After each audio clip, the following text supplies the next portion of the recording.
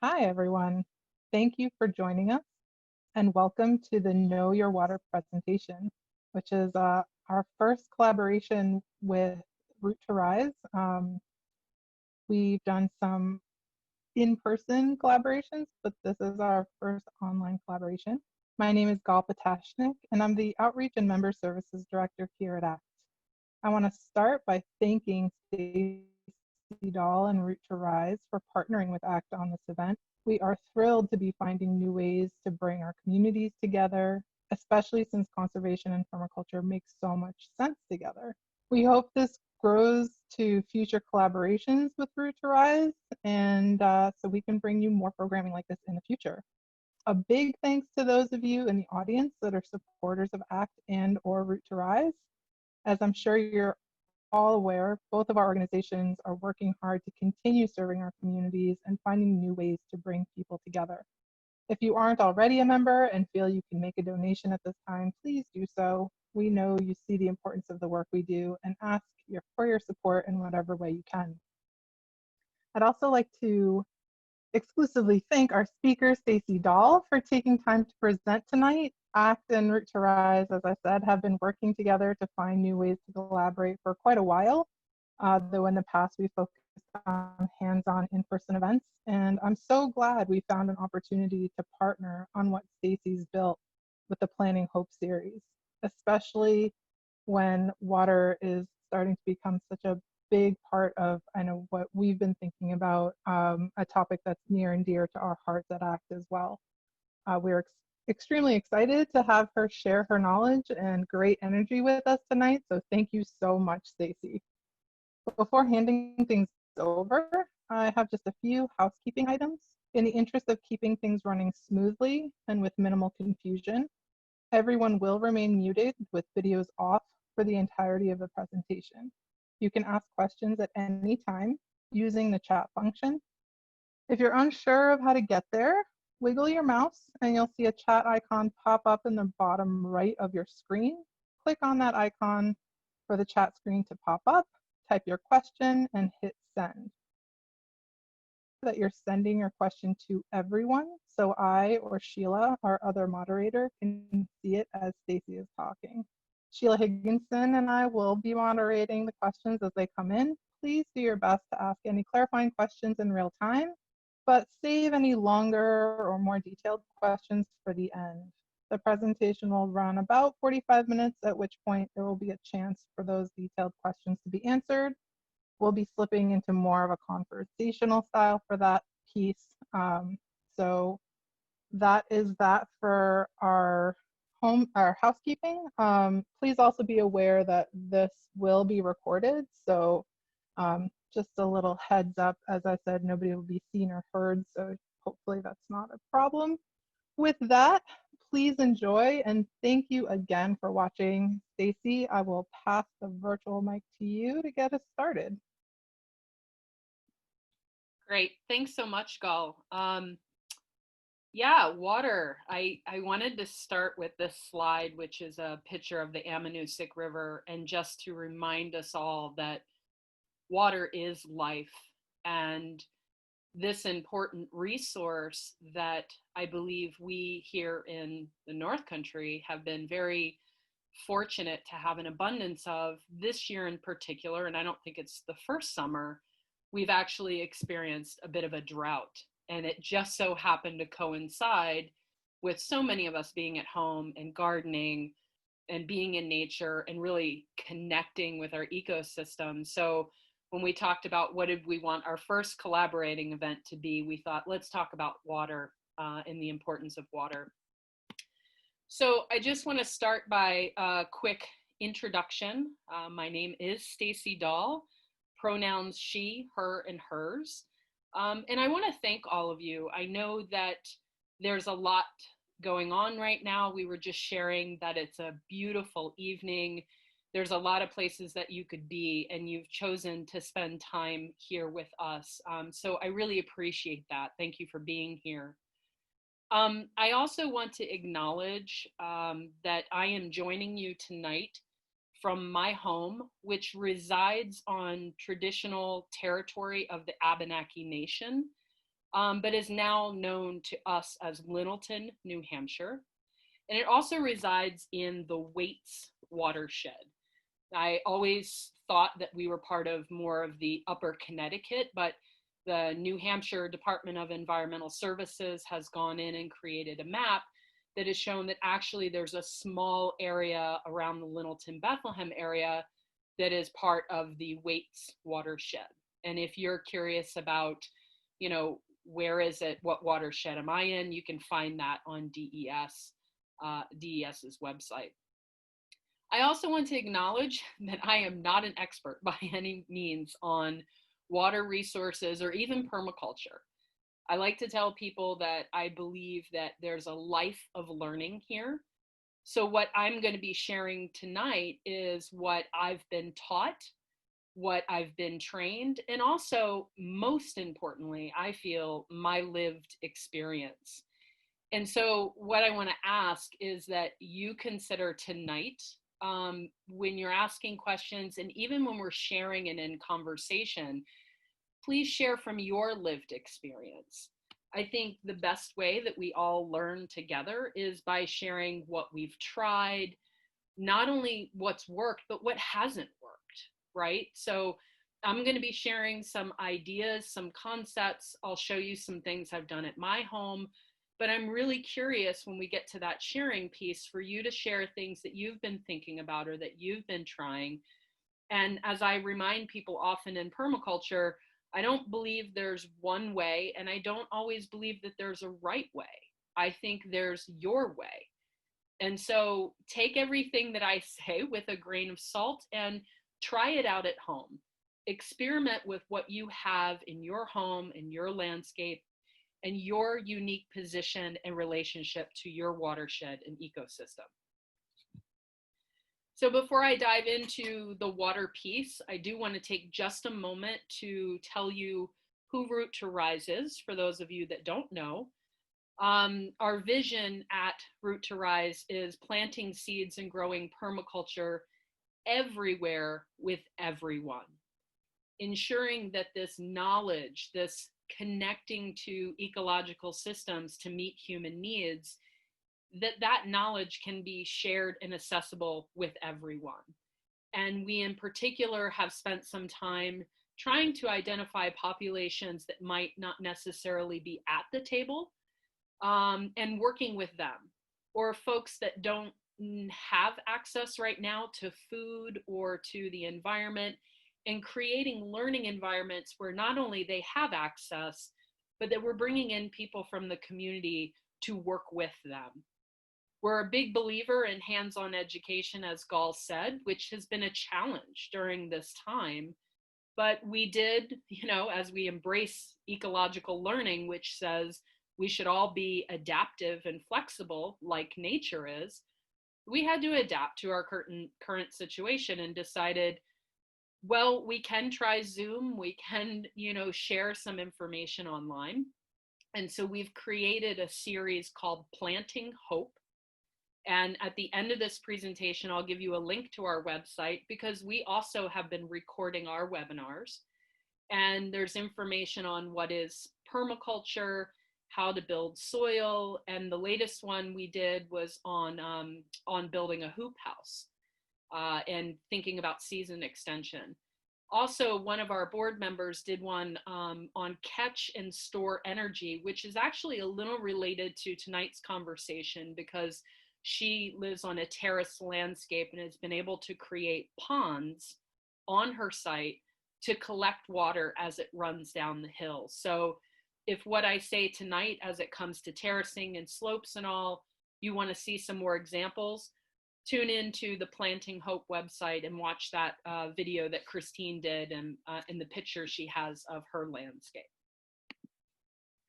And then it's always important because I always throw around the word permaculture. And if I could see you all and we were sitting in a room together, no doubt in my mind, several of you would be tilting your heads right now and furrowing your brows going, what is permaculture?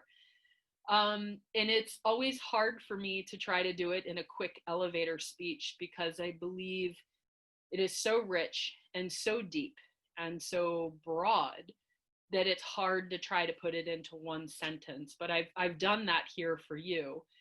And the idea is to use systems thinking to look at our ecosystems in particular, and working with systems thinking and design work. So taking landscape design to a whole new level and bringing those two together to come up with plans, projects, experiences that meets our human needs while also creating a resilient, diverse, and thriving, not just ecological system, but also social system. I think a lot of folks come to permaculture with the idea that it's a new spin on organic gardening. And we absolutely include organic, non-toxic, gardening and growing food in the programming and within permaculture. But permaculture touches on the importance of creating habitat for local species. It includes knowing your water resources and knowing how to work with them. It includes social justice and human rights issues. So it really is a very broad perspective. It's based on 3 ethics: earth care, people care, and fair share. And that the things that we do in life should try to balance those 3 ethics. And then there's a slew of principles and practices. Again, it's not just a practice and a study. It really is a lifestyle. If you want to learn a little bit more about that, on that same Planting Hope page that you'll get a link to, is an intro to permaculture that goes a little bit more into it. So I encourage you to tune into that if you're interested. But tonight we're here to talk about water. And I love this quote by Benjamin Franklin: "When the well's dry, we know the worth of water." And certainly, as somebody who leads up Root to Rise, and I do some permaculture consulting and teaching work too, when the pandemic happened and folks were staying at home and gardening, I started getting a lot of questions coming in and people emailing and texting me. And one of the things that I started hearing this time for the first time was, what about water? And how are you watering? How often should I water? And honestly, my lived experience is I haven't had a lot of seasons in the North Country where I've had to be really concerned about water, because we always get a lot of rain. It seems like every time I go to water the garden, we get a good rainstorm. This year was very different. And so some of the techniques that I had in little projects I had started in my yard for capturing water and understanding the way water flowed through my property became that much more important. Like, I know the worth of it because it's not here anymore. Something that we had in abundance, we had a lack of this year. And if we believe in what we know through science and some of the trends that are happening, we're going to continue to see these changing and sometimes erratic weather patterns that, what if it's the new norm that we have a month in the summer in the growing season, or even 2 months where we don't see a lot of water? So I want you to keep that perspective in mind as we're going through the presentation. But we're going to start, because I'm a teacher, going all the way back to grade school, because I think when we talk about water, one of the things that's most important to me is that we really broaden our perspective. So I'm going to ask you for these first few slides to imagine that you're a hawk or an eagle, pick your favorite bird. And instead of thinking about the water directly in your yard and in your gardens, I want you to fly way up high and stick with me for a little bit and think about water from this larger picture, because water is all connected. It is a cycle. And we learned in grade school about the hydrological cycle. And so just to refresh our memories, and you can see it in the diagram here that kind of goes in a cyclical fashion, the water that is here on the Earth's surface evaporates and rises up in the air. As it cools and condenses, it turns into rain and snow in the clouds, and then it falls back down to the surface in precipitation. Once that water comes back down to the surface as precipitation, it has a couple of different routes it can go. It can either collect in our rivers, our lakes, and our oceans. We'll talk about that in a moment. It can move across the land by surface runoff and stream flow, or it can infiltrate back down to the soil. And I think the most important thing here of these three for us to focus on is, can we interact with our ecosystem at our home so that we are trying to help or trying to move as much water as possible back into this infiltration, into the soil, down into the aquifer, and participate in this hydrological cycle. If we were to pave everything over, if we were to have no porous surface, lots of driveways, lots of parking lots, let water move across the land really fastly. First of all, we know we're going to have a lot of erosion, right? You've seen that in places where it's very dry and arid, or the soil is not very porous. It just goes across and there's a lot of erosion and a lot of damage, right? With that erosion comes contaminants in the soil and so forth. If we simply let it collect in rivers and lakes and oceans, that's not a bad thing, right? Like, we want to continue to support these water features, and that's part of the hydrological cycle. But I also want to talk about the importance of how much of that goes into the ocean. And once fresh water is now salt water, it's not available as fresh water anymore. And here on the earth, it's important to know that 97% of our water is ocean water right now. Only 3% is fresh water. Of that 3%, 70% of it is in glaciers. So think about that for a second. Again, we're looking at the science that is saying that the glaciers are starting to melt. So that's 70% of 3%. I know I'm throwing a lot of numbers at you. Hang with me. That 70% of that 3% fresh water that's in glaciers is melting into ocean water. So that's more fresh water we're going to lose. We have just over 1% in our rivers and lakes and 29% in underground. That's our aquifer. That's our drinking water. That's the water that's available. And I don't want to say just for us, right? Like, we need to think through this ecological lens of all the different uses and needs for water. Which brings me to this. I think it's important, as we start working with how do we catch and store water, how do we work with water resources, that we also sort of monitor our own uses and patterns of interacting with water. This is just an example, and I've tried to put the sources at the bottom of all of these, of domestic water use patterns in the United States. And again, this is the whole US, so it's going to keep in mind those areas that are a little drier than ours. But 29% is going into the outdoors, 15% in clothes, washers and dryers, showers, toilets, faucets. The one that kills me in this is the 10% just with leaks.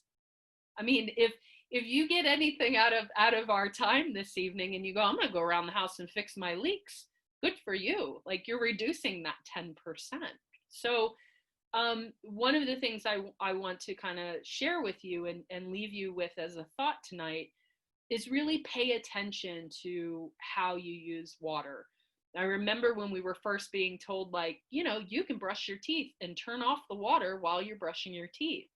Now I think, and I don't want to make any assumptions here, but I think most of us know that that's a good way of preserving water and doing our part to conserve it a bit. But what about all of these other things? What are some of your own behavioral patterns and things that you do in your own home that you can shift?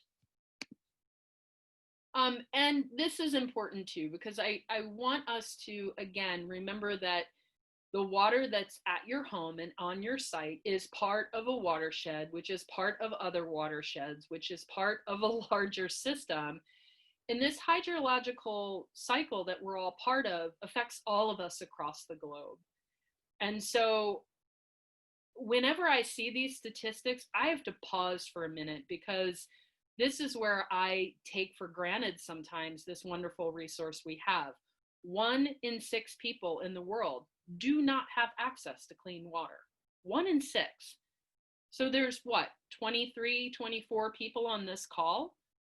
So 4 or 5 of us in the world would not have access to clean water. And this is staggering too, because I know how I viscerally feel when I see the numbers of people that are being impacted by and the unfortunate passing of people because of the pandemic going on. 3,400,000 people die each year as a result of water-related diseases. That's a staggering number.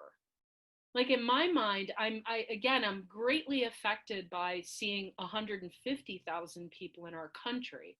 I'm having a hard time wrapping my mind around that, and I can feel that in my heart. 3,400,000 related to water. Now, this is something that each one of us, when we are changing our patterns, trying to work with water in our own backyard, trying to conserve water, trying to put more water back in the aquifer, you are doing your part to create a healthy hydrological cycle that maybe we can help shift these numbers. Even if it's not happening in our country, even if it's not happening in our backyard, we absolutely can impact that.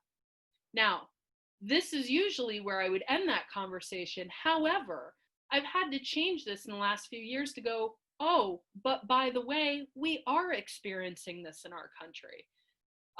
What's been happening in Flint, Michigan is astounding. The number of people who have had to deal with lead contaminants in their water.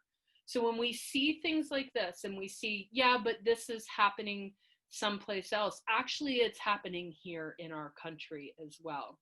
So again, this is just to paint that bigger picture so that as we talk about solutions, every time you do one little thing, leave a bucket out and collect some rainwater, know that you're doing your part to shift this. One other thing I want to share, and this is the one that usually blows folks away, is when we think about embedded water, because most of us don't think about embedded water. Embedded water is the water that it takes to process many of the things that we eat, that we wear, that we buy. And so this chart, again, as Gal said, this is all going to be recorded. So you're welcome to go back and take a look at this chart, or you can visit waterfootprint.org and kind of search, oh goodness, what's my favorite food? What's the embedded water? Because some of them are really high. But the one I want to point your attention to here is the first one. And I love that they set the graph up like this, right? 1 liter of tap water, well, that equals 1 liter of tap water. But did you know that 1 liter of bottled water, it takes 5 liters of water to produce 1 liter of bottled water? So I think about all the bottled water that's out there, and hey, I've certainly been at events, and I've been an event coordinator in the past where we used to bring in bottled water. I also know that there are communities that maybe the tap water and the source of water, like, it's a little sketchy, not sure if we want to drink that. I would recommend, if it's possible, is there a spring nearby? I know there's a couple close here to us in the Littleton area in the North Country, to fill up some jugs instead if you're not trusting the tap water. But when we buy bottled water, think about that. For you to be able to consume 1 liter, 5 liters went into you consuming that 1 liter. Okay, so again, everything I say never comes from a place of judgment and what we should and shouldn't do, but from a place of awareness so that we can decide what habits and patterns we want to change. So the permaculture way, and I would emphasize maybe the way all of us could start thinking about water, is from the watershed perspective. So I shared at the beginning that I'm part of the Waits watershed, and I like to tell folks who visit and they see the Ammonoosuc River and how beautiful it is, and maybe we travel over into Bethlehem and they see the Ammonoosuc River again. I point to the top of Mount Washington and I go, that's where it starts. And there's this pause, like, wait, what? Um, it's important when we're thinking about what we want to do in our own yards to think about what's upstream, what's downstream, what you're contributing to, because everything that we do on our land is part of that system. So in permaculture, what we do, if I'm designing gardens or designing a home or designing how to place things on the land, I want to do a full analysis of existing water resources and conditions before I decide where I'm going to put my rain barrel, where I'm going to put my rain garden, just how much water is coming on my site, where is it dry. So these are some important questions that you could ask. And you don't have to do a permaculture design course, although if you're interested, call me. I'd love to have you in a course. But you could do this just by taking a piece of paper, doing a quick sketch of your yard, and going out and like maybe even leave your yard, like walk your neighborhood a little bit and notice these things. So today we had Gall and I were talking about it. We had a deluge there for a minute, like all the water came down all at once. Um, so I always joke and say, you can tell who's the permaculture person in the room, because when it rains, if we're working on a site, everyone runs outside. They're so excited to see, where does the rain fall? Where does it collect? Where are the puddles after a rainstorm? If you're trying to figure out where to put things on your landscape, or where is it best to create a pond or a rain garden, get outside either while it's raining or right afterwards and notice the way that water flows across your property. Do bodies of water nearby influence your site's hydrology? Are there rivers? Are there streams? We have a little wetland area in our backyard that comes off from, and I should say the water is added to it, the wetland area, from a culvert on a newer road that's up the hill from us. So that does impact my site. And the way I've decided to let things be native and wild in my backyard is a way of supporting the wetlands, as opposed to mowing it down and trying to push that water someplace else. I tell people all the time, water is going to go where water wants to go. So if you're going to try to divert it, you're probably just creating a mess somewhere. So instead, observe it, see how it impacts your site, and then how can you work with it? Where do you get your drinking water from? And many of you right now might be going, the faucet, but what is that faucet connected to? Do you know anything about your municipal system or about your well? And a lot of times folks that have wells know a lot more about it than municipal systems. I'm on a municipal system and I could say faucet.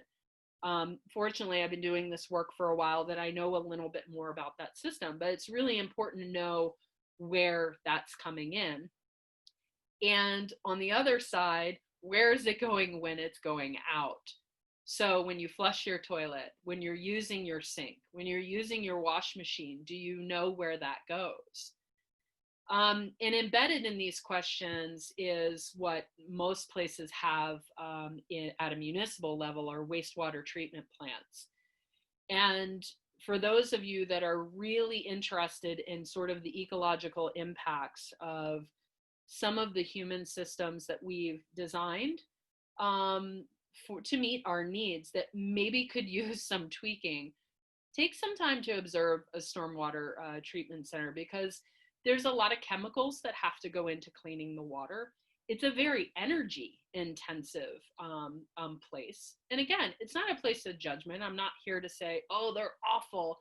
But if we see something that's not working, can we creatively come up with other solutions? What does that look like in the future? There are people that are switching over to gray water systems where, the water from their sink and their wash machine actually gets filtered through a system of gardens out on their land, and the vegetation cleans that water. And the roots of certain plants are really, really good at breaking down some of the gook that's in that water. So there's a lot we can learn from nature, and just be aware of what goes into those treatment plants, because it's quite a process. What activities occur above me in the watershed, and what effects does that have on my land? I don't put any chemicals or any additives to my land. It's all compost and organic materials. But if every house north of me uses Roundup, which is a water soluble, glyphosate that's in Roundup is water soluble, meaning it's a chemical that once it gets in the water, it just keeps moving through the water. So if somebody in my watershed or just upstream from me is doing something, that's impacting on my land. And I use my land loosely, right? Because it's the land that I'm residing on at the present moment. But there's an opportunity there to have a conversation, to do some research on what some of this impact does, and maybe to have some sometimes they're uncomfortable conversations with neighbors, and saying, hey, I learned this. I was doing this thing on watersheds, and so I got a little interested in how the water flows on the land. And there's something about knowing that what I do here impacts the person directly downstream from me, that gives me the opportunity to change my behavior and to do something good and kind and compassionate, not just for the ecosystem, but also for my neighbor. And then last would be, how can I put water to work on my property in a way that makes it cleaner when I leave? And this is the crux of permaculture. So I, for about 20 years, was a community and an environmental planner, and many days felt that weight of the world, like there's climate change and the glaciers and I can't do anything, and people have done this to the environment. But what permaculture says is, but people can also do good for the environment. So what I'm going to ask you tonight, as we move into some examples of how to work with water on your land and at your home and in your community, is how can what you do make a positive impact? So that this idea, we talk about ecological footprint, that you want to leave an ecological footprint because your footprint is one of regeneration, restoration, and conservation. So it's just a different way of looking at this, that we can look at it from what we've done wrong, or we can look at it from a place of solutions and opportunities.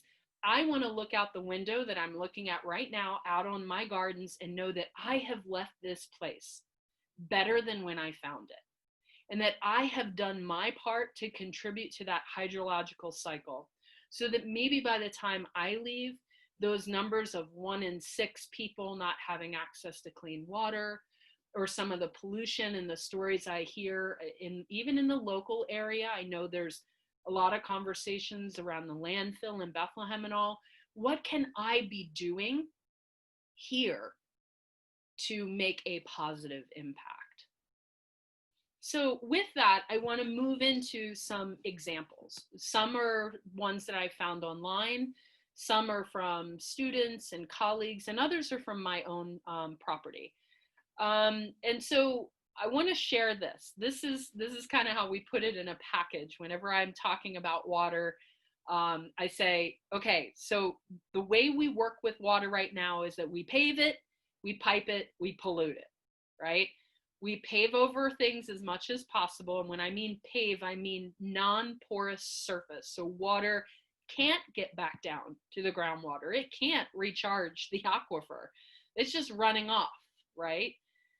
So we pave it, and then we pave it to a point where it goes into a drain, and then we pipe it.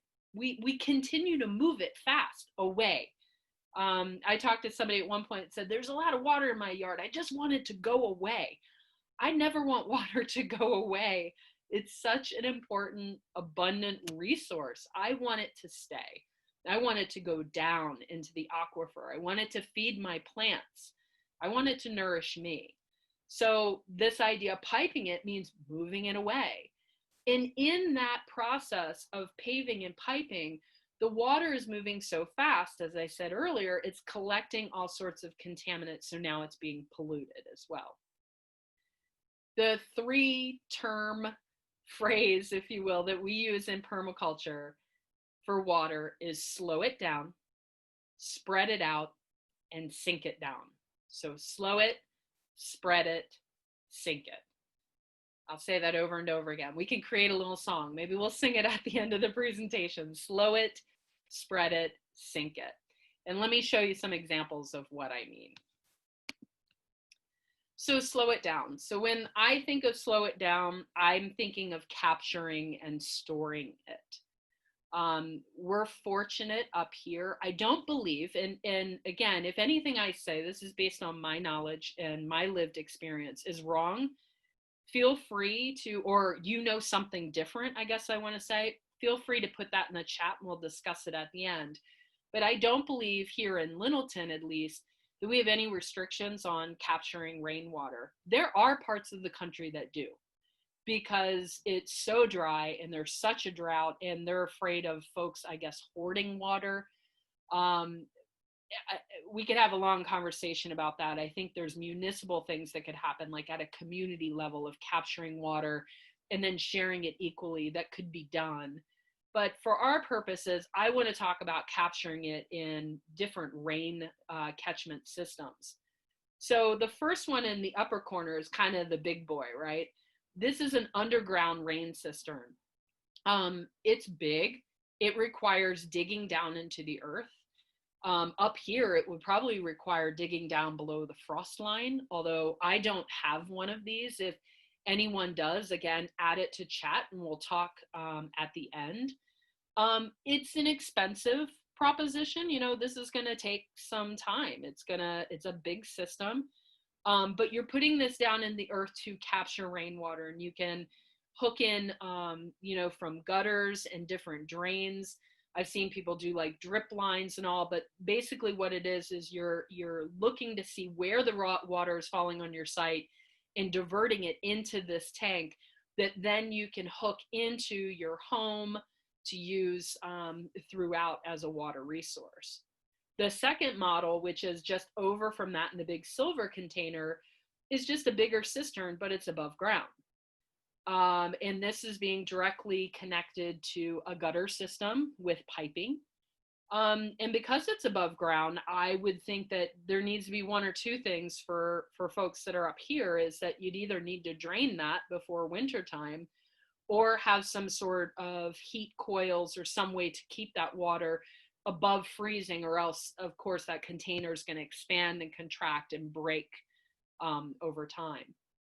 And then a simpler model, and I like to show simple models, I'll show you another one in a moment, is here's somebody who's taken some old barrels and just lined them up, connected. If you look at the far left end, let me see if I can use my cursor. Yeah, far left end here, it looks like there's a connection right into the downspout off of the gutter. And that runs into, there's like a connection point that goes across each one, so that all three of these are sort of connected together, and then they're connected by hoses too. And so that's a simpler solution. And again, I don't believe one of these is better than the other. I think it depends on your situation and what you learn about your site. It depends on money. It depends on what sort of materials you want to use. For me, as a permaculture educator, one of the things I like to do is experiment with the lowest cost solution and the most accessible things that I either have at home or I can borrow, I could get from the transfer station, or pick up at a local hardware store. So this is right at the edge of our barn, and it's right where the drip line is for our barn. So this big white structure in the background is our barn. And what we did was we took these, you know, you have these lying around sometimes, just extra in the garage or in the attic or basement. And they're just those plastic totes. Now, originally I didn't want to go plastic. I said I want to go metal, but what we found is that the connection point here, it dripped a lot. We lost a lot of water in our first system. So I just said, Sean, that's my husband. I said, let's go even simpler. Let's take some plastic bins that we already have. Yes, can plastic leach? Sure. But you can also spend more money in making sure that you've got some that aren't leaching, that don't have as much chemicals, or show me how to do the metal trash cans. It wasn't working at my house, but maybe you could figure it out. But what we did here is we lined them up. And you see how they're standing up here on, they're raised up off the ground, which allows me to have a spigot to fill these water containers. I had hoped that I could hook this in and have it be gravity fed down into my gardens, but it's not high enough, nor is the pressure great enough. If I had a bigger system or it was up higher, I might be able to gravity feed. But this works out really well because what I do to use this is I water all the plants in my hoop house, which is directly across, just 10 feet across from where the system is. We put some screening. We had a roll of screening at the house on top. We put some cord around it to try to hold the screening down. And the water literally runs off the roof straight down in there. There's no pipes. There's no gutter system. It's just what's running off the metal roof of our barn. These are full right now, and they've been full. I've only had one time this summer that the water reached all the way down to the PVC piping. But because the water is running off the big roof of these barns, these are so full, even in a drought season, that we're going to add one more bin on both ends. So I just put in a watering can, turn the spigot on, it drips directly in. While I'm using one watering can to water stuff, I pull the other one underneath of it. So by the time I come back, I switch them out. It takes about 10 minutes to water everything. That's not so bad. So another way I want to talk about slowing down water is residential rain gardens. And I'll show you a little clip at the end of rain garden systems that were done in a neighborhood out in California that worked really well. But the idea of a rainwater is to, again, collect that water, and they're usually done close to where the water source is, because you're diverting that water into a space where the water can sit, almost like a little pond, with lots of other plants, and a system where those plants are actually filtering out the water, but also because of the root system, they're pulling that water back down into the soil and back down into the aquifer. I've seen these done a lot of different ways. A lot of folks will add like crushed stone. We're getting ready to talk about stone in a minute, and why stone is a really good friend to try to slow down and spread out water. So a lot of folks will do stone to kind of have that water slow down and then go into this rain garden system. And then planting the right plants, like plants that can actually stand in water. Because if you got a lot of water coming off that roof and going in there, they might be saturated for a while. Here's also another way just to catch and store water, is ponding it. So depending upon what your landscape looks like, if you are on a hill, if you are on a terrace, and water is naturally puddling and ponding. I've heard a lot of people say, oh, a pond's here, I've got to divert it away. Maybe not. Maybe just create a natural pond there, because when you do make a pond, now you've made an entire new ecosystem within your ecosystem. There's going to be new species that come in, new birds, frogs, plants that come into that space. You can easily put in a little, aerator in there that's solar powered just to keep the water moving.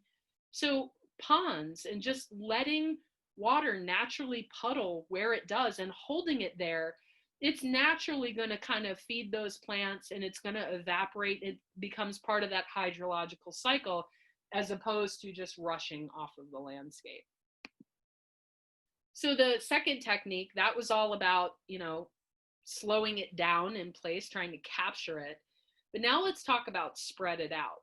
One of my favorite ways to spread it out is to use rocks. I live in the Granite State. I have an on-site resource. We have rocks in abundance.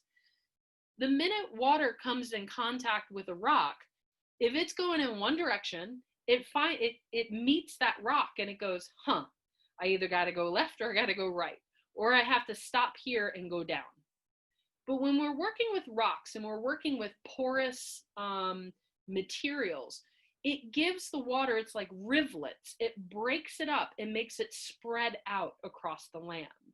And I think that's why when we're looking at other features like rain gardens or even ponds, having some rocks around so it's not, again, a big like gush of water coming in, but that the rocks are helping slow it down and move it across the landscape. And I'll show you a very personal example. And I'm hoping Gal right now is going, wow, that was your house? Because she was just here a little bit ago. We did some social distance chatting on the front porch, and my land doesn't look anything like this anymore. But here you can see where I live on Grove Street, there's paved surface going downhill. So we're on a hill that goes down. This is the upper part of the hill. This is the lower part of the hill, if you can see my arrow. So from left to right. Also, my driveway is still paved. And we had this paved pathway that came into our house. And this is kind of what our house looked like, about 15 years ago or such. And what we realized is every time that it rained, the water would come down Grove Street, down the driveway, down this pathway, and actually pour water into our stone foundation. Old 1895 house, still stone foundation. And yet the landscape around it had become very paved and not slowing the water down and not spreading it out. So the first thing that I did is all this grass that you see underneath the tree, we converted into a perennial garden so that would hold, that would slow the water down. But then we took these pathways, and we have a new door over here now, and we've added in crushed stone. So it looks like this now. So we've got this stone that comes in, and it leads us to the front porch, and now we have a little side porch entrance. And we also have rocks along the edge of our garden spaces, and it meanders. It's no longer a straight line. It sort of winds and curves. So now when it rains, the water has to go a million different directions. We have not had a drop of water in our basement since doing all this. And then these little spaces here in the middle, those are like little rain garden spaces. So off of the driveway, you can see where the cars are parked, there's cutouts in the stone where the big stones that form the border are gone, and there's just crushed stone. And what it allows for is we haven't changed our pavement over to crushed stone. We're thinking about like plowing and shoveling and all that, and how does that work? So what we do instead is we allow that water to hit our driveway, which slopes towards the gardens, and it brings that water right into the garden. Now this big plant in here is a Nishiki willow, the important part there being willow, because willows are water lovers. So that willow drinks up so much water, and I will tell you, when I bought that thing, it was about 1.5 feet tall. It got to this height within 3 years. It loves that space. And oh, by the way, all of this has created more shade, more cooling in our house this time of the year when it's super hot and warm out. So lots of benefits to this sort of shift we did in our front yard. Oh, and we got rid of all the grass that we used to have to mow that we don't have to mow anymore. Another way to think about spreading out water is doing it through berms and swales. So this is if you live on a hill or, again, some sort of sloping landscape. Really understanding landforms is an important part too when you're thinking about catching and storing water at home. And in this, instead of allowing the water to pour down the hill of the slope the way it typically would, it just keep running down the hill. In a berm and swale situation, you're kind of carving out the swale. So you're carving out this indentation and then piling that soil downhill. And you do that as many times as you want as you're going down the hill. And in the bermed up places where you stored that soil, just downhill from the water source, you can plant trees. It's a great place for your edible plants. I know folks that do a lot of sea berries, sea berry swales. And the idea here is that the water, so now when the water comes down the hill, and it's going to puddle a little bit, right? Like you've created an indentation in your land. But what's going to happen is that water, when it seeps down, is going to go this way into the roots of the stuff that you planted downhill. So, terracing and using landforms and hills has been a huge part of water resources and gardening for years and years. Taking some time to understand some of the like rice paddies that have happened over in Asia, how they've been able to grow a lot of food on hills and really utilize water as a farming technique. That all came out of this idea of berms and swales. Then the last thing I want to talk about is sink it, right? So we've slowed it down, we've captured it in places, we've spread it out through rocks and through berms and swales and landforms. But the other thing that really, really helps, and I can't emphasize this enough, is sinking it down to the soil through plants and vegetation. So the more plants we have, the more trees we have, the more diversity of plants we have, water-loving species, ones that can be planted on a hillside, right? All these plants need water. And what they're great about doing is grabbing that water and putting it back down in the soil. If anyone's ever had to cut down a tree, the tree is like, and you'll see that in a video, it's a huge sponge. Trees drink lots and lots and lots of water. So working with plants as a way to sink that back down, utilizing their root system, is a great way to kind of dovetail into this permaculture idea of slow it, spread it, sink it. Now, here's something cool I found. Somebody posted this on Facebook, so I had to go find it online because I was like, wow, that's cool. I kind of want to build one of these, right? So what they've done is they have a gutter system, and they're just diverting through a downspout into this kind of centerpiece, crushed stone. Once again, they're using rocks to slow the water down. So they've captured it, and then they're slowing it down here. And then my guess is that there's holes in the bottom of this that let it drip into the plants all around. Look at that. They've got tomato plants. Looks like they got a little bit of basil. Yeah, that says basil. I don't know what that is. But the idea is they've created a whole raised bed box and just diverted their downspout into it. And instead of having the water rush into the beds and then maybe it's too much water, they kind of put this centerpiece of let it filter through stone and slow down and spread out before it sinks down. And I had to show you this because I was super impressed.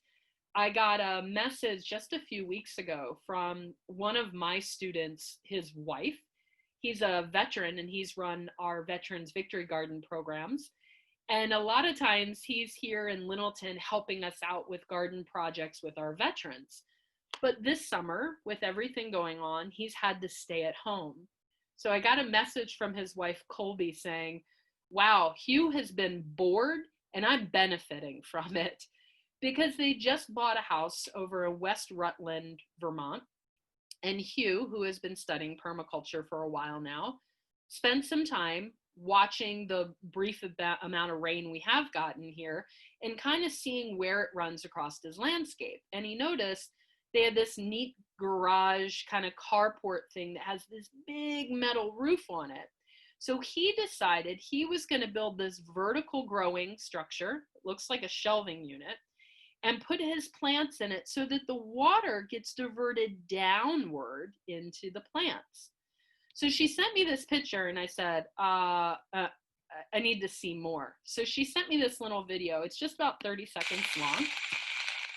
And so she went out, like I said, crazy permaculture people. We always go out in the rain to see if our rain systems work. And you can see it's hitting the metal roof, and then because it's metal, it's sheeting off. And the boards at the top here are slanted. So when the water hits the slant, it goes down the back and then drips into this bed. And look at that basil. That's amazing, right? And then that is slanted too. The base of that planter is slanted and it drips down to the next level.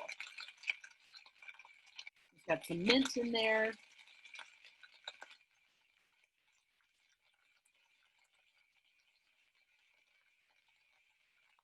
Cool, huh?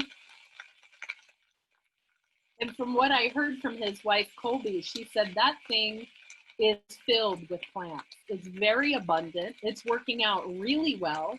It's facing the south, so it's getting a lot of sun, but it's also utilizing this water that just sheds off the roof. And instead of putting it in rain barrels, he's just letting it drip naturally down into his plants. So I'll stop that there.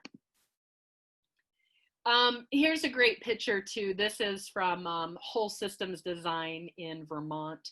And Ben Falk, who's been a permaculture designer for a long time, you know, traditional old hillside in Vermont, that he was able to apply several different techniques, some berms and some swales, some ponds. He grows rice here. So one of the things I always tell people when we're talking about water is, because we do, when we get it in abundance, one rain barrel might not be enough.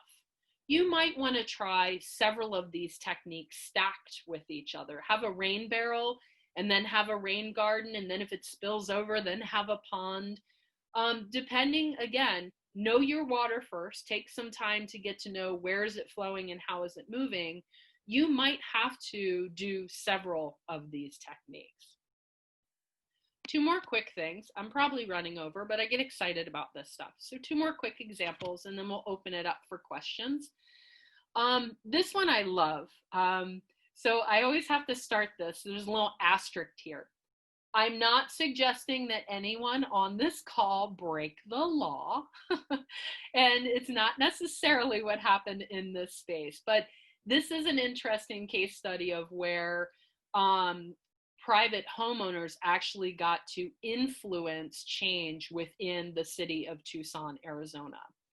So a gentleman by the name of Brad Lancaster bought a home with his brother, you know, sort of dilapidated in this section of town. And they wanted to fix it up. They were going to, you know, pretty much take it off the grid, solar panels, grow all their food in this warm climate. But the one thing that they knew was going to be a problem was water, right? Tucson, Arizona, super dry. And what they realized was, like, what is this space between the fence and between the curb that is dry, nasty, ratty? You know, there's piles of stuff, people's trash cans. What is this space?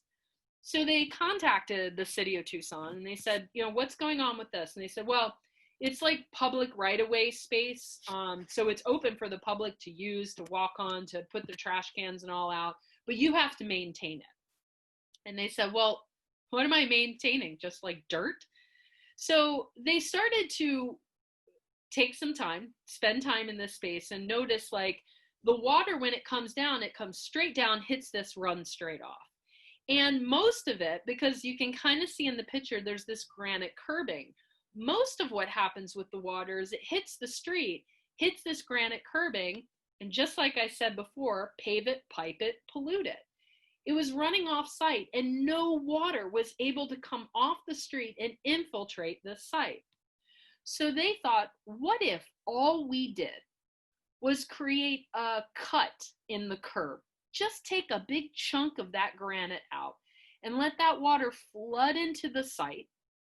And what would happen over time? Well, I'll show you. This is 10 years later. Boom. Same site. And you can see what we love showing in this picture is this right here. That's the original curb cut. They came in here with a saw, hacked out a piece of the curb, let the water flood in, and they kept this pathway. It's a little dry pathway that neighbors and people can meander through. They put stones along the edge, but they have these sunken down areas for plants where the water infiltrates in. Now, here's the beauty of this story. The city of Tucson, of course, noticed, you know, something changed, right? Like, you can't go from this to this and not notice that something had to have changed. So they met with them and they explained what they did. And they said, we apologize if, we ruined, city property with this curb. But the only way we were going to turn this into a beautiful public space was to allow the water in. And do you know that after meeting with them, that now in Tucson, Arizona, you can call the Public Works Department and they will come out and cut the curb for you. So again, I'm not somebody that would say, go ahead and destroy public property, but they did use this as a way to talk to the city council and change practices within the town so that now there are many places popping up like this in Arizona because of that work. Now, the last thing I want to show with you, and I'm going to switch my screen in just a moment, is just a short little video from a project in, this was in Los Angeles. And what I like about this project, I know it's far away, it's not here, is that this shows the power of what can happen when nonprofit organizations like Root to Rise, like ACT, can partner with residents and partner with the city to make substantial change with the water in that region. So if you'll bear with me for a second, I'm going to see if I can do a new share. I think I have it set up. Let's see. Might take me just a moment. Let me stop this share. Hold on for 1 second. I'll be with you.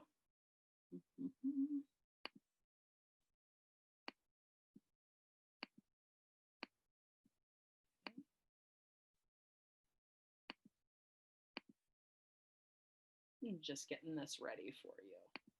A lot of different things open that I'm clicking all at the same time. So if you'll just bear with me.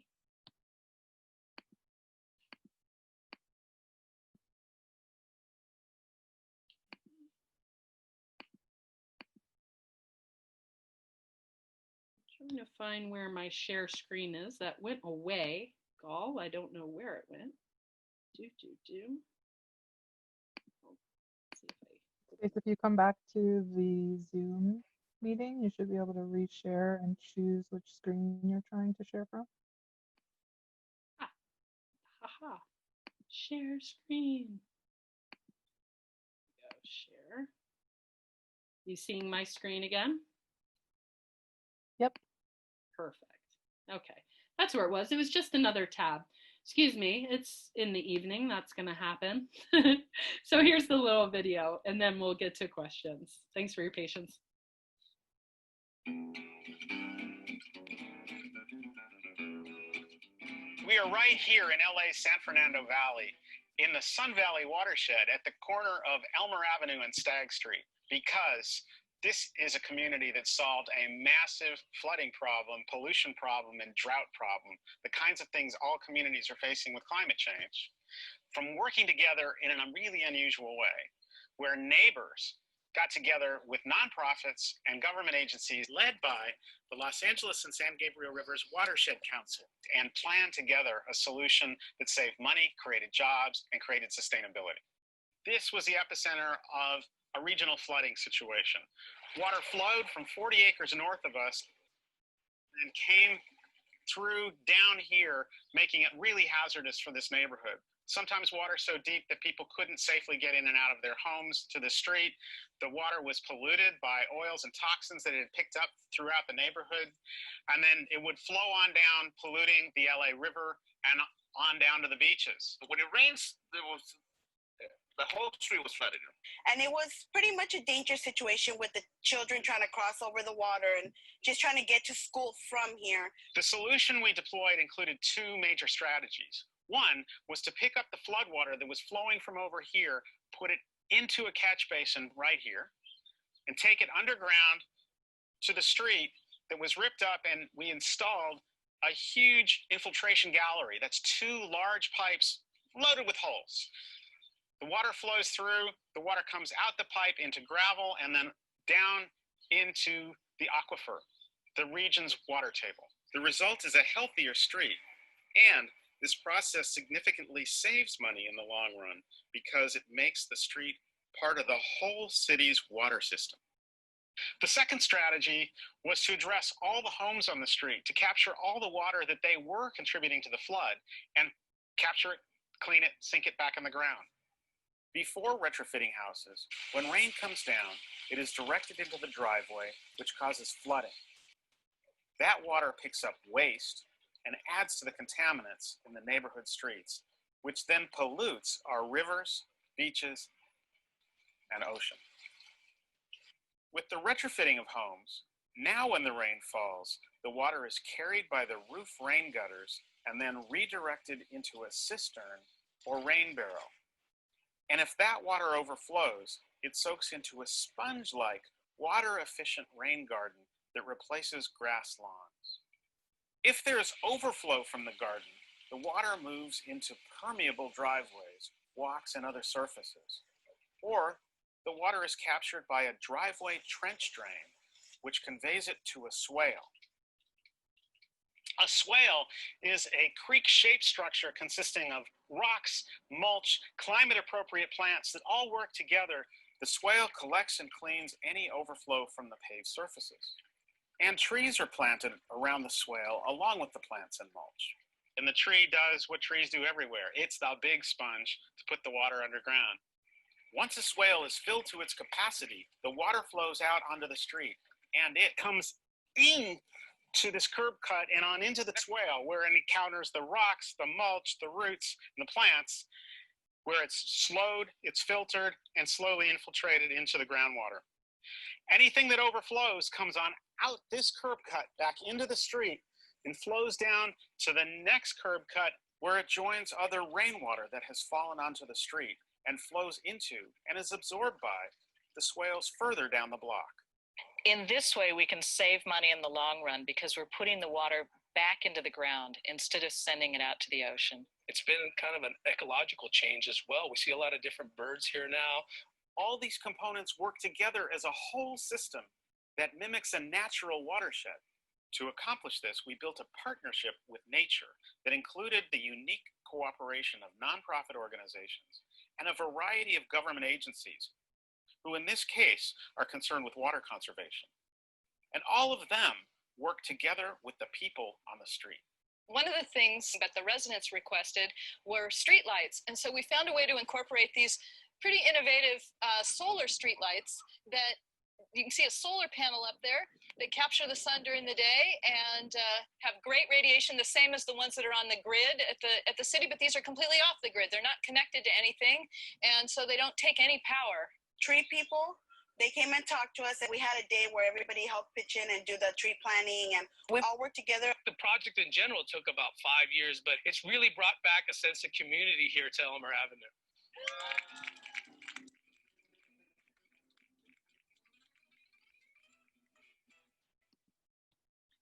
I wanted to end with that.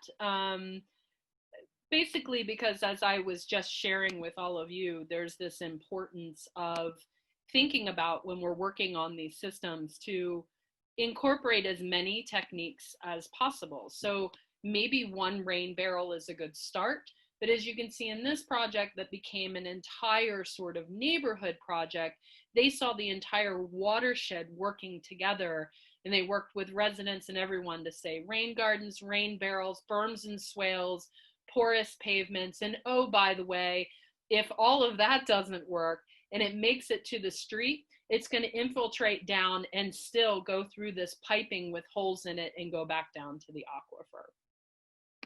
So I know I went over, it's interesting. Gall said, how much time are you going to need? And I go, I know how much time it would take, but I get super excited talking about this stuff and I go over, but I do want to allow time for any questions, comments, and this would be the time too that if you do want to share in chat any stories of things that you've done or things that have worked at your house, we can share those ideas as well.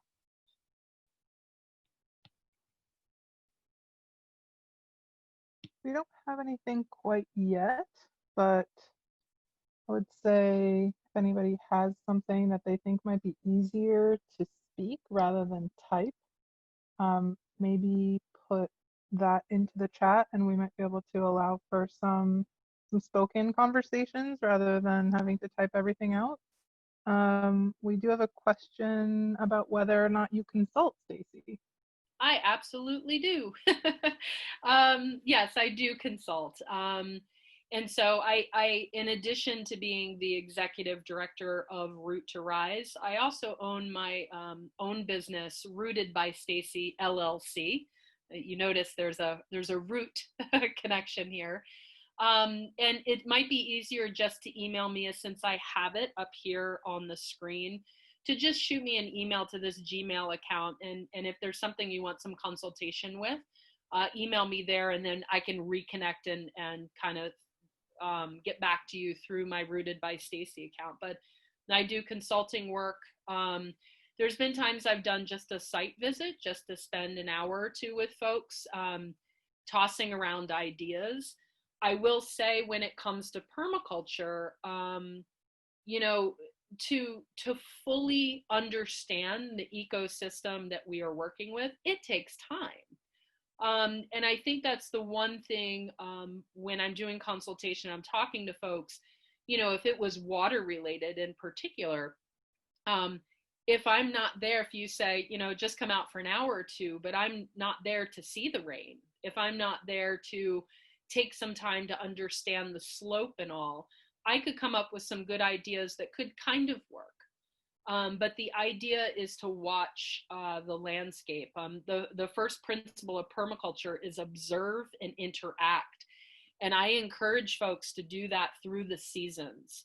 So the way water is moving through your landscape right now in a summer drought is very different than it will be in December, and very different than it will be in April. So I do consult, and I'd be happy to share different ways that, if you're looking at designing different water techniques, how you can do some observation on your own and take some notes to give me feedback as we're designing a new system. So I hope that helps. Yeah, and while we're waiting for folks to maybe gather the muster to be brave and ask questions, do you mind talking a little bit about maybe some opportunities or things that you've observed in our shared spaces and some of the towns around us that you think could be either improved upon, just to give some folks ideas about what we might be able to accomplish in our area? Yeah, absolutely. And in fact, I'm gonna can't really guess. I think it was 2000. I don't remember which day. It was about 6 years ago. A group of us did a permaculture design for a portion of downtown Littleton, around the Tannery building. And one of the things that we were looking at the time, there's a river district commission in Littleton. A lot of them, their focus is really on economic development in the district. But one gentleman in particular was very concerned with, how do we make sure, if we're a river district commission, that we are in fact working with the ecology of the river. And one of the things that it's easy to notice in Littleton, and I'm using that as a lived experience example that can be applied to any town that sits down on a river, right, is that we have hills all around us. So the water that collects up at the high school in Littleton ends up all the way downhill, and steep hills, I might add, on that side of, on the sort of northeast side of Littleton, very steep coming down to the river. So one of the things that we wanted to look at is, how do you take an entire area of a downtown that is close to the river and think about how to slow, spread, and sink the water when it gets here. Now, the caveat is this. We came up with ideas like rain gardens and swales on the edge of the road. We came up with the idea of planting some trees and some vegetation along the edge of the road that would help sink some of that water back down. What I will say is this, is it would have been a lot more helpful and probably a lot better system if our scope and the support from the town went all the way uphill. Because one of the things that we often see is that we come up with really great ideas for doing rain gardens and doing, berms and swales. But if it's at the bottom, if it's the last place that the water arrives, the chances of that water still arriving at a fast pace, already polluted and missing the features. You know, we've seen so many designs where people have intentionally put in a storm drain for water to move into a rain garden space, but it's coming down the hill so fast, it misses, most of the water misses the storm drain and just goes right into the pipes and out to the river. So I would say that, you know, if any of you are interested in looking at community-based or shared-based spaces, things like rain gardens and ponds that are beautiful features that can store water are great to incorporate in all of our downtown spaces. But if it's not part of that bigger, again, fly back up, be that eagle or that hawk, and see the whole town and how it's laid out, if no spread it, sink it, slow it solutions are happening upstream and it's only the last like 5% before it hits the river, you're absolutely going to do something, but it might not have the best impact. There's probably a lot more you could have done upstream. This relates to your own personal property in that I always say when people go, well, where do you start? Start at the place that's going to give you the biggest bang for the buck. And I don't necessarily mean the cheapest solution. I mean, go to the highest point of your land, the place where the water collects the most at the highest point of your land, and start there.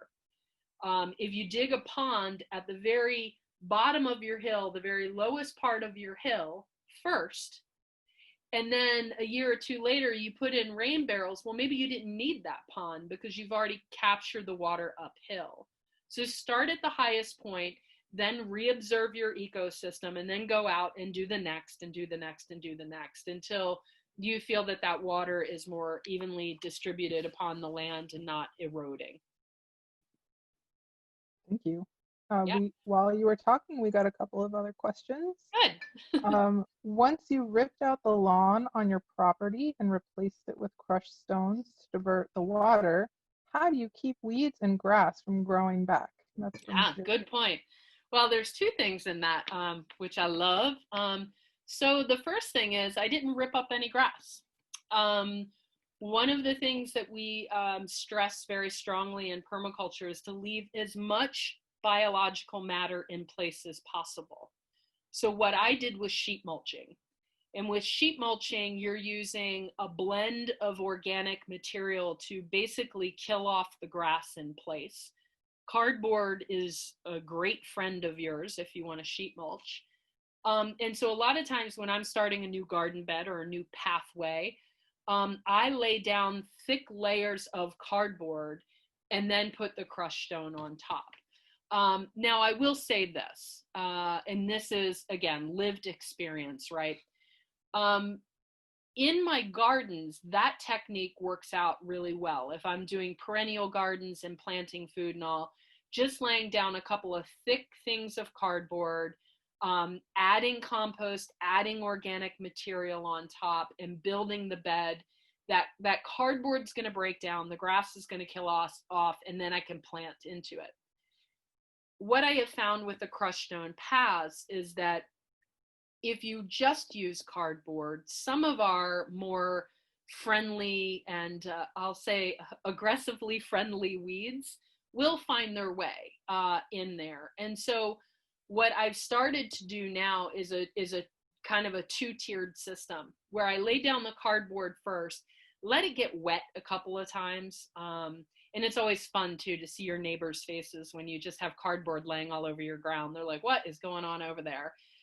You can water it with a hose or with, some water from your rain barrels or what have you, but let it get a little saturated. And then I've started to put down almost like a weed fabric on top and just with stakes, stake it down for my pathways, only because I have seen a lot of weeds come in. And I shouldn't say a lot, I should say a lot in certain places. That front yard pathway that I showed you is primarily shade, and I did not lay down any weed fabric whatsoever. I just laid down cardboard on the grass and then put down the crushed stone. But there are two spots that get just enough sun and just enough water off of the roof that's not going to the plants that I always get a lot of clover there. I don't really mind clover, so it's fine by me, but I would consider like a weed fabric underneath of it. It doesn't ensure that you're going to like 100% not have weeds. The other thing that I will say is that when we did it at the VFW, we just did crushed stone, but we had a darker colored stone, like almost like a black, and it's 100% in the sun. And they've gotten a few weeds, but what happens is the weeds have tried to poke up through the cardboard and the stone, and it's so hot. It's like a Sahara desert down on the ground. They just burn right off. So practice, play a little bit. You might get a few weeds, but if you do the combination of cardboard and weed fabric, it should keep most of them out. Awesome. We have another question here from Marilyn. How do you control mosquito larvae in the rain barrels? Yeah. So for our rain barrels, we have a very, very like fine mesh on top. And we haven't noticed a lot of mosquito larvae in there. I do know that like if you move to ponds and things that are more open that don't have like a top to them, then you can get mosquito larvae, and then you're going to want to make sure that that water is moving around quite a bit. But yeah, we haven't really experienced that. Now, I know that you can buy some rain barrels. You can buy them online. You can look for them that are closed systems, and this might be a way. Again, just kind of thinking through this with you, Marilyn, maybe a way to kind of steer clear of that in case, who knows, I'm going to have to go out there and look now. Watch, it's going to be full of mosquito larvae. But we haven't seen an increase basically since we have the really, really fine mesh screening on top that's bungeed down so that they're not producing. But they do make some rain barrels that the lid is pretty much closed and you can direct a downspout, and you might be able to, I don't know if the opening's big enough, but you might be able to set it right underneath the drip line of a roof. But usually they're used directly with a downspout, and they're a closed top. So there's no way that you're going to get mosquito larvae in there, and you still have the faucet at the bottom to get the water out. So, again, I'm an experimenting person, so I would say maybe try one with some really fine mesh on top, like the screening that you would get, like, and you could do one or two over it too, right? Like water's going to make it through it. The idea is not to let the larvae to come out and be mosquitoes everywhere, but then you really have to bungee cord it down nice and tight on the sides. We find that shock cord works really well because it's got that little bit of give to it. To keep that screening down. And I'm sure people could come up with other really cool ideas. That's just what we've done. Awesome. Thank you. Yeah. It looks like we've exhausted the questions. So I'm going to put a plug in and say if anybody thinks of something that we didn't touch on, or maybe sometimes, you're in the shower and you suddenly realize that you had a burning question that you didn't even think of. Please don't hesitate to reach out to Stacey or myself. I know Stacey's email is up there, and you may have been getting enough emails from me to figure out how to get in touch, but just in case, it's outreach@act-nh.org. We are always happy to hear from you, but especially with these questions, if you do have anything to share, I would love to include any stories of successes or failures, as Stacey has said. Anything that you're willing to share with us, I would be happy to add to our follow-up email once this recording is actually up on YouTube, creating a little community there. Other than that, I think the last thing to do is just thank you again for joining us tonight, and thank you so much to Stacey for that amazing presentation. We really appreciate it. And you guys all have a wonderful evening. Stay healthy and be well. Thank you. Thank you, everyone, for having me here tonight. I appreciate it.